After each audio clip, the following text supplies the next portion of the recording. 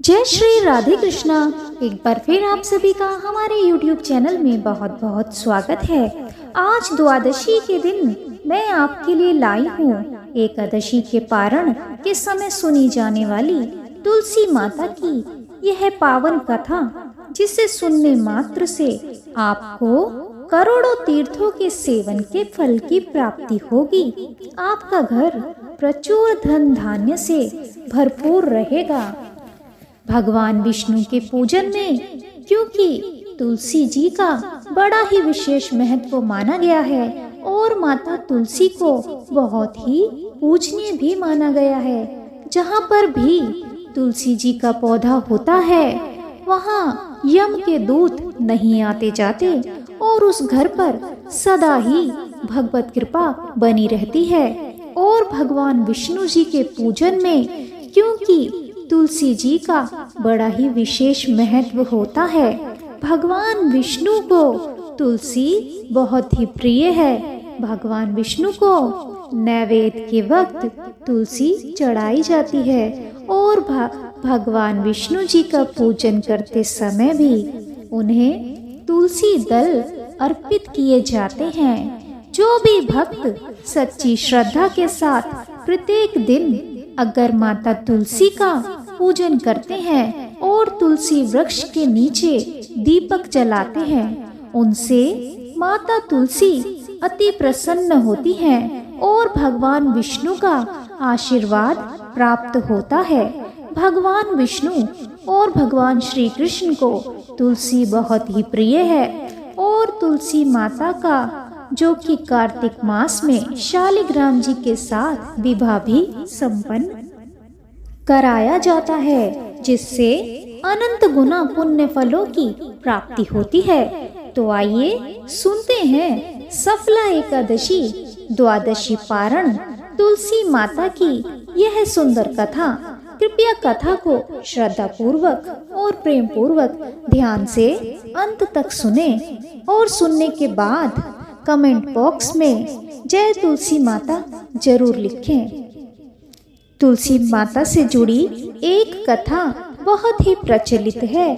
श्रीमद् देवी भागवत पुराण में इनके अवतरण की दिव्य लीला कथा भी बताई गई है। एक बार भगवान शिव ने अपने तेज को समुद्र में फेंक दिया था। उससे एक महातेजस्वी बालक ने जन्म लिया। यह बालक आगे चलकर जालंधर के नाम से पराक्रमी दैत्य राजा बना। इसकी राजधानी का नाम जालंधर नगरी था। दैत्यराज कालनेमी की कन्या वृंदा का विवाह जालंधर से हुआ था। जालंधर महाराक्षस था।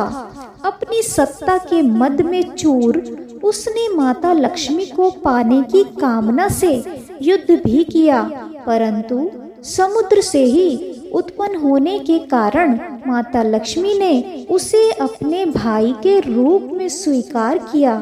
वहां से पराजित होकर वह देवी पार्वती को पाने की लालसा से कैलाश पर्वत पर गया। भगवान देवादिदेव शिव का ही रूप धरकर माता पार्वती के समीप वह गया, परंतु माता पार्वती ने अपने योग बल से उसे तुरंत ही पहचान लिया तथा वहां से अंतर्ध्यान हो गई।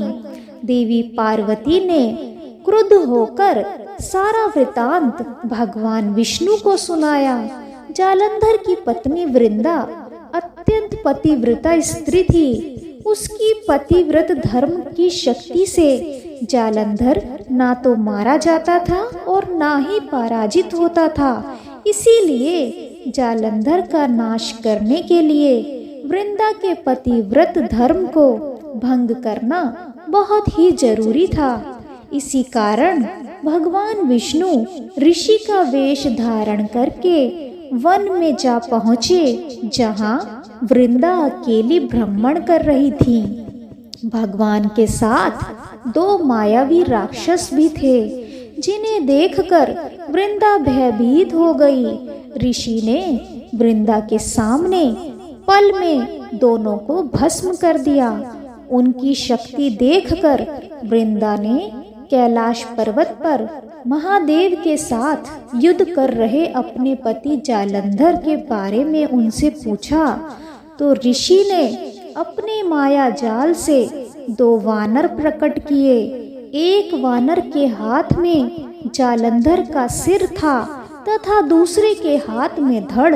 अपने पति की यह दशा देखकर वृंदा मूर्छित होकर गिर पड़ी। होश में आने पर उन्होंने ऋषि रूपी भगवान से विनती की कि वह उसके पति को जीवित कर दें। भगवान ने अपनी माया से पुनः जालंधर का सिर धड़ से जोड़ दिया, परंतु स्वयं भी वह उसी शरीर में प्रवेश कर गए। वृंदा को इस छल का जरा भी आभास ना हो पाया।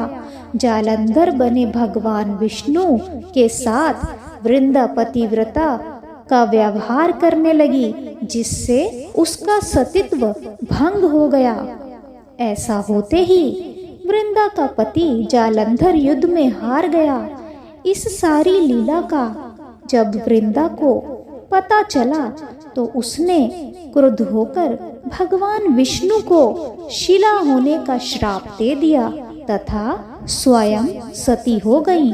जहाँ वृंदा भस्म हुई वहाँ तुलसी का पौधा उग गया। भगवान विष्णु ने वृंदा से कहा, हे वृंदा, तुम अपने सतीत्व के कारण मुझे लक्ष्मी से भी अधिक प्रिय हो गई हो। अब तुम तुलसी के रूप में सदा मेरे साथ रहोगी। जो मनुष्य मेरे शालिग्राम रूप के साथ तुलसी का विवाह करेगा उसे इस लोक और परलोक में विपुल यश प्राप्त होगा।